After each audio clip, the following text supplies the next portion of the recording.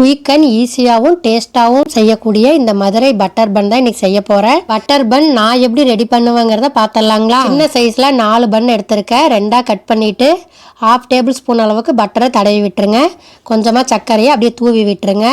4 பண்ணை இதே மாதிரி கட் பண்ணி பட்டர் வச்சு எடுத்துக்கலாம். இப்போ பார்த்தீங்கன்னா தோசை தவால பட்டர் சேர்த்து விட்டுருங்க. நல்லா 1 டேபிள் ஸ்பூன் பட்டர் சேர்த்து விட்டுருங்க. 1/2 டேபிள் ஸ்பூனுக்கு சுகர் எடுத்து அதையும் நல்லா தூவி விட்டுக்கோங்க. பட்டர் மெல்ட் ஆனதுமே பட்டர் தடவி வச்சிருக்கிற பண்ணை 4 பீஸையும் எடுத்து தோசை தவால சேர்த்துக்கோங்க. ஒவ்வொரு பண்ணு மேலேயும் 1/2 டீஸ்பூன் அளவுக்கு பட்டரை சேர்த்து விட்டுருங்க. கூடவே 1/2 டேபிள் ஸ்பூனுக்கு சுகர் எடுத்து அப்படியே மேலாப்புல தூவி விட்டுருங்க. ஸ்டவ்வை சிம்ல வச்சுக்கோங்க. இப்போ காய வச்ச பாலை பண்ணை மூழ்கிற அளவுக்கு மேல சேர்த்து விட்டுருங்க. அவ்வளவுதாங்க. இப்போ ஸ்டவ் ஆஃப் பண்ணிருங்க. ஒரு 2 நிமிஷம் விட்டுட்டு பண்ணை எடுத்துருங்க. இப்ப பாத்தீங்கன்னா மேல சாஃப்டாவும் கீழ் பாகம் பாத்தீங்கன்னா ரொம்ப டேஸ்டா இருந்துச்சு. இந்த ரெசிபி பிடிச்சிருந்தா நீங்களும் உங்க வீட்டுல இதே மாதிரி செய்து பாருங்க. டேஸ்டா இருந்துச்சு, எப்படி வந்துச்சுன்ட்டு எனக்கு சொல்லுங்க.